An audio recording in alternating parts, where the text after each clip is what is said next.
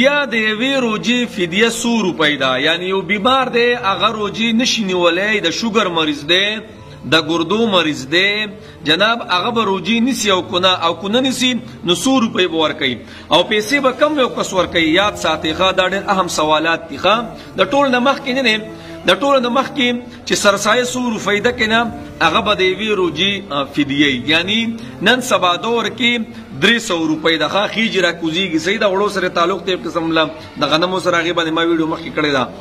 نن سبا دور کې 300 روپۍ دا د یوې روجې فدیه ده. یعنی یو کس ته روجه نشي نیولی هغه به 300 روپۍ ورکوي. صحیح شو؟ لکه څنګه چې سرسایه ده دقه شان به د هغې قیمت په لګوي.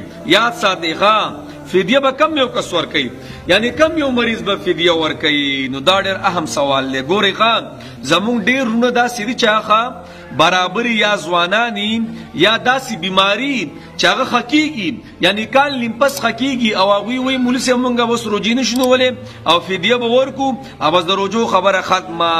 نه نه نه نه، خبره داسې نه ده. ښه یاد ساتئ، فدیه به هغه کس ورکوي چې یو کس شیخ فانی دی، مطلب یو کس بوډا شو یا بوډۍ ده او ډاکټرانو وایي جناب چې بس دې نه پس خو زندګي نشته که نه، یعنی ځواني خو بیا نه راځي که نه، یو کس مکمل په کټ باندې پرېوځي، یا یو بیمار دی بیمار ښه او د هغه بیماري ټول عمر ده، یا زنانه ده یا نارینه دی، د هغه ټول عمر بیماري ده او داسې بیماري په ولګېده چې دا بیماري ښه کېږي نه او ټول عمر به د دسې دا بیماری، نو بیا به څه کوي؟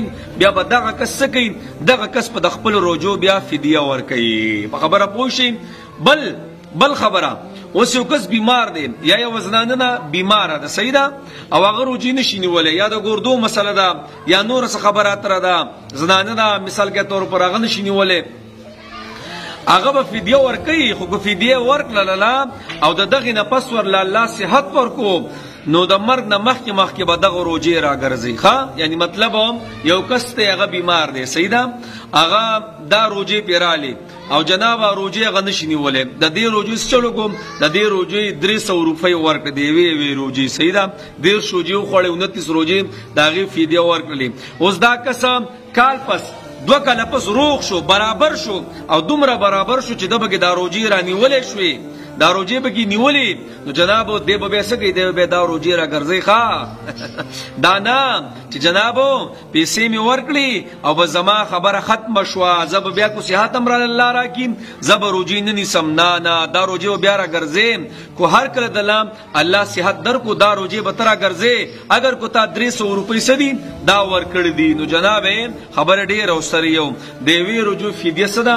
دا 300 روپۍ دي. 300 ښه دغه شان یو کس وفات شوی دی په هغه باندې مونځونه دي، نو د یو مونځ څه دي؟ 300 روپۍ دي. ښه د یو مونځ ویتر ځان له مونځ دی، دغه شان روجې مې پاتې شوي نو د یوې روجې 300 روپۍ دي. او یې خبره ډېره ورسره یو فدیه هغه چا له پکار ده کم کس چې مکمل په کټ پرېوځي او یا ډېر بوډۍ بیخي او ډاکټران هم وایي جناب خلک هم وایي چې به دې نه پس د ده روغېدل نشته، هغه کس به فدیه ورکوي. اوس یو کس دی هغه بیمار دی، هغه فدیه ورکړله او د هغې نه پس الله صحت ورکو، نو دا به دا روجې بیا څه کوي؟ راګرځوي.